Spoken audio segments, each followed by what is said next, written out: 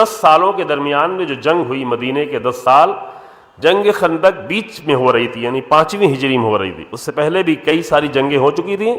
جو بڑی جنگ ہوئی تھی وہ جو جنگ بدر تھی اور جنگ احد تھی، اور جنگ بنی قینقاع اور جنگ بنی نذیر بھی ہو چکی تھی، جو بہت زیادہ بڑی جنگ نہیں تھی.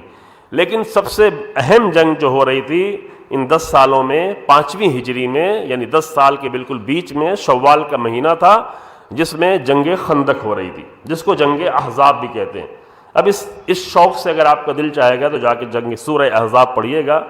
بہت بڑا سورہ نہیں ہے، متوسط سورہ ہے، اور 15 منٹ میں 12-15 منٹ میں پڑھ لیں گے. ترجمہ پڑھیں گے تو تھوڑا اور ٹائم لگ سکتا ہے.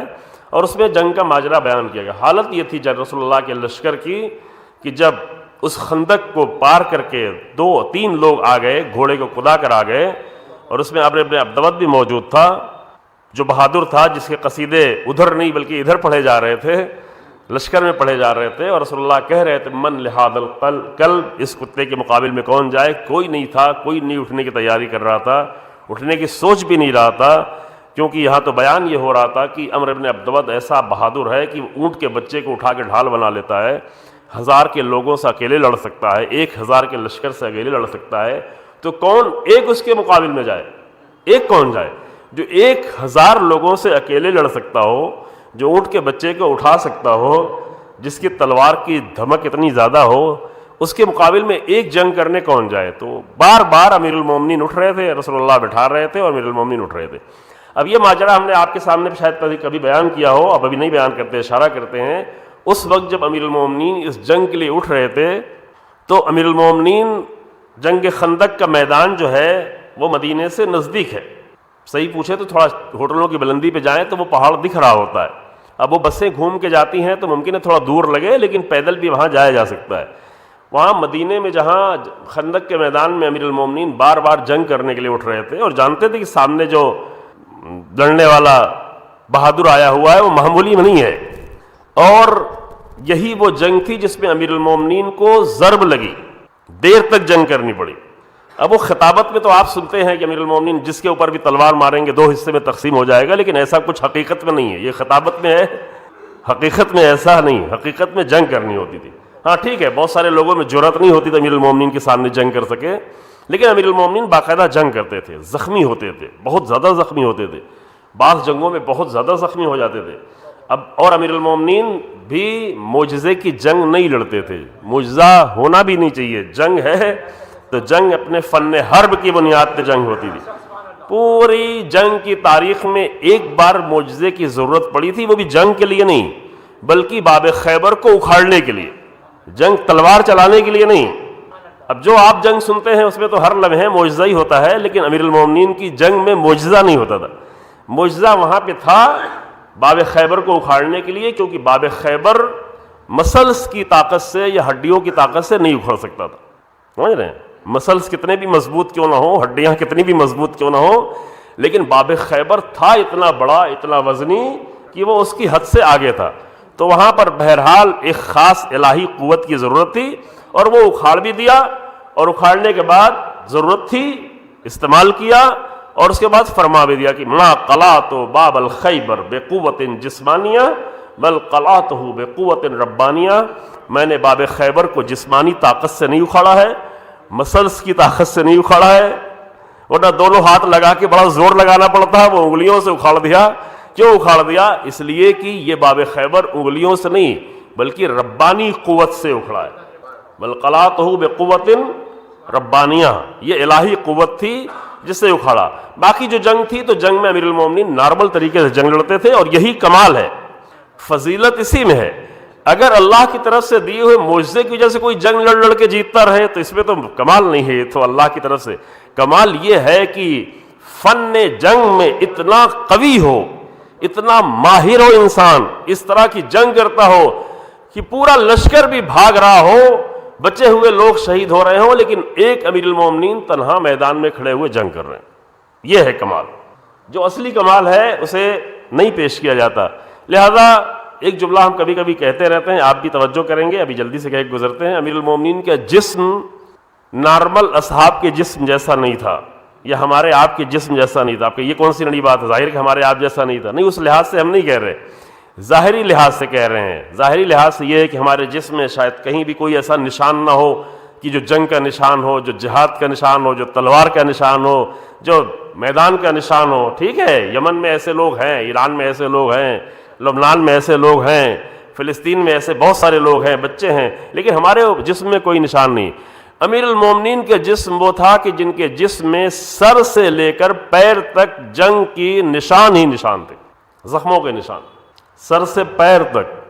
سر میں جنگ خندق میں وار ہوا تھا، دیر تک جنگ ہوئی تھی، عمرو بن عبدوس سے کافی دیر تک جنگ ہوئی تھی، اتنی یہ جنگ کہ گرد اڑ کے ایسا لگا جیسے چھپ گئے ہوں. نعرہ تکبیر، وہ جگہ موجود ہے، آپ جائیں انشاءاللہ نصیب ہو، جو مسجد فتح ہے، اس کے نیچے مسجد حضرت سلمان فارسی ہے، دور ادھر مسجد امیر المومنین ہے، ابھی بھی ہے.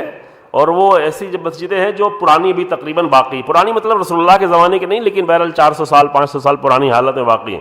تو سلمان ادھر دور دیکھ رہے تھے، امیر المومنین جنگ کر رہے تھے، رسول اللہ اوپر تھے، تو وہاں سے خبر دے رہے تھے کہ ہاں اب یہ جو ہے ماجرا ہو گئی. یعنی جنگ مشکل جنگ تھی اور کافی دیر تک امیر المومنین نے جنگ کی. عمرو بن عبدوس نے تلوار ماری، سر کے اوپر ڈھال جو ہے وہ وار اتنا قوی تھا کہ ڈھار کٹ گئی یا اچڑ گئی، امامہ زخمی ہو، امامہ پھٹ گیا، کٹ گیا، سر زخمی ہو گیا.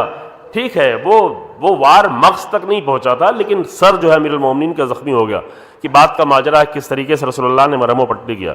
تو خیر، میں تو یہ عرض کر رہا تھا کہ سر بھی جنگ خندق میں زخمی تھا. پیروں کے لیے آپ کو معلوم ہے کہ ابھی تیر نہ نکالو، جب میں نماز پڑھ رہا ہوں گا تو تیر نکال لینا. تو سر پیر کا تو یہ حالت تھی. جسم کی کیا حالت تھی؟ جسم کی حالت یہ تھی کہ جنگ احد میں جو 3 ہجری میں جنگ لڑی گئی، 14 گہرے زخم لگے تھے، 1 2 نہیں، یعنی چھوٹے موٹے زخم اور بھی رہے ہوں گے، 14 گہرے زخم امیر المومنین کو لگے ہوئے تھے. اللہ اکبر. اور یہ سارا ماجرا تو بھی 5ویں ہجری تک کا ہے، بعد میں امیر المومنین کی جنگیں جاری رہی. یہ امیر المومنین کے جسم کی حالت تھی. اور جس وقت جنگ خندق میں جانے کے لیے امیر المومنین بار بار اٹھ رہے تھے، یہ جملہ کہنے جا رہا تھا، تو اس وقت خندق کے میدان سے 3 کلومیٹر کے فاصلے پر تھوڑی دور پر جو امیر المومنین کا گھر تھا، ایک حجرہ صرف تھا جو ابھی رسول اللہ کے روضے کے اندر آ چکا ہے تقریباً وہ حجرہ. اس حجرے میں صرف جناب زہرا نہیں تھی بلکہ 2 چھوٹے چھوٹے بچے تھے، امام حسن اور امام حسین علیہ السلام. شکم مادر میں جناب زینب سلام اللہ علیہ تھی. یہ نہیں تھا کہ میدان جنگ میں جا رہے ہیں، اور میدان جنگ میں بھی جاتے تھے تو اس نیت سے جاتے تھے کب شہادت نصیب ہو جائے. نیت یہ ہوتی تھی کب شہادت نصیب ہو جائے. جنگ احد میں شہید نہیں ہوئے، اتنے زخم کھا کر آئے تھے، کہتے یا رسول اللہ چچا حمزہ شہید ہو گئے، میں بچ گیا، میں رہ گیا. اس کی خوشی نہیں مرا رہے ہیں، اس کا افسوس کر رہے ہیں کہ چچا شہید ہو گئے اور میں بچ گیا. تو یہ تو جنگ احد کا ماجرا تھا. جنگ خندق میں جس وقت امیر المومنین شہادت کے لیے میدان میں جا رہے تھے، جو کہ یہ بحث تو ہوتی ہے ہمارے درمیان میں ممبروں پر، شاعری میں، خطابت میں، کہ امیر المومنین کی تلوار کیسے چلتی تھی، امیر المومنین جنگ کیسے لڑتے تھے، لیکن یہ بحث نہیں ہوتی کہ جب امیر المومنین جنگ میں جا رہے تھے تو کس نیت سے جا رہے تھے، امیر المومنین کے دل کے اندر کیا تھا.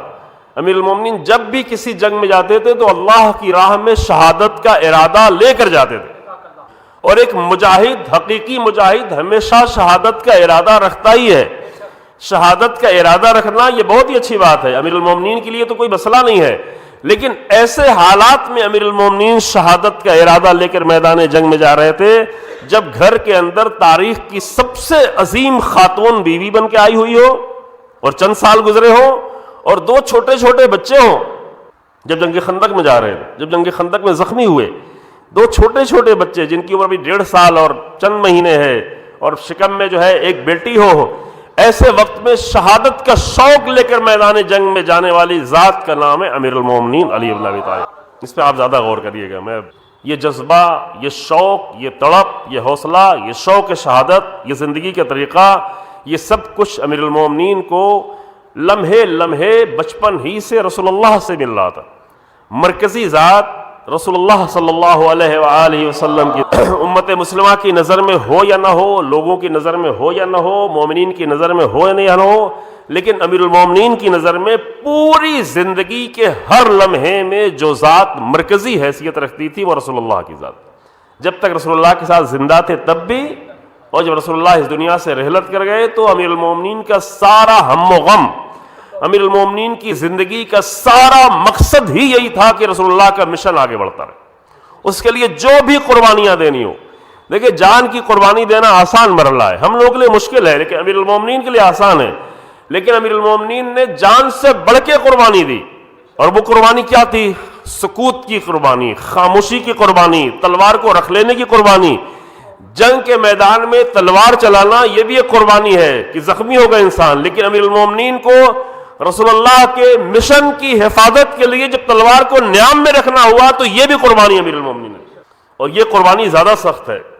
ایک مجاہد، ایک بہادر، ایک شجاع انسان کے سامنے جب یہ مرحلہ آئے کہ کچھ بھی حالات ہوں لیکن مدینے میں فتنہ نہ ہونے پائے، امت مسلمہ تقسیم نہ ہونے پائے، آپس میں لڑنے نہ پائے، لڑ کے ختم نہ ہونے پائے، رسول اللہ کا مشن نابود نہ ہونے پائے، دشمن باہر سے دیکھ رہے ہیں، روم کی نگاہیں ہیں، ایران کی نگاہیں ہیں، بہت سارے لوگ مرتد ہو چکے ہیں، پورا لشکر تیار کر لیا ہے، تین لوگوں نے نبوت کا دعویٰ کیا ہے، سب مدینے کو تباہ کر دینا چاہ رہے ہیں۔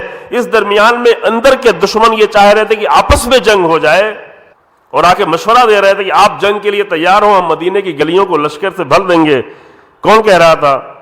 وہی جو مسلسل رسول اللہ سے جنگ کر رہا تھا، بعد میں سب سے بڑا مسلمان بن گیا کہ لوگ نام رکھ رہے ہیں ہے نا۔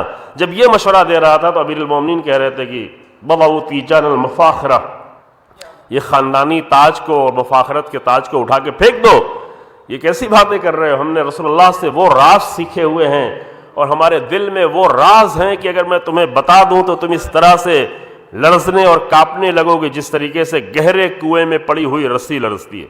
نجم البلاغہ خطبہ نمبر 5۔ یہ قربانی نہیں سمجھتے لوگ، یہ قربانی امیر المومنین کی اتنی بڑی قربانی ہے جس کو ہم جیسے لوگ سمجھ نہیں پا رہے۔ زخم کھانا یہ بھی قربانی ہے، بچوں کی قربانی دینا یہ بھی قربانی ہے، اپنے آپ کو ہمیشہ اللہ کی راہ میں پیش کرنا یہ بھی قربانی ہے، لیکن اللہ کے دین کے لیے، رسول اللہ کے مشن کے لیے خاموشی اختیار کرنا، تلوار کو نیام میں رکھ لینا، امت میں تفرقے نہ ہونے پائیں۔ امیر المومنین نے اس زمانے میں امت میں تفرقہ نہیں ہونے دیا جب آسانی سے اپنے مرحلے کے لیے آگے بڑھ سکتے تھے۔ آج امیر المومنین کے نام پہ تفرقے کیے جائے ہیں، آپ فرق دیکھیں۔ یعنی تاریخ میں کوئی بھی انسان ایسا نہیں، اس بات کو بہت ہی فخر سے ہم کہہ سکتے ہیں، پوری تاریخ میں کوئی بھی انسان ایسا نہیں ہے کہ امت اسلامی کی وحدت کے لیے اس نے اتنی قربانی دی ہو جتنی امیر المومنین نے دی۔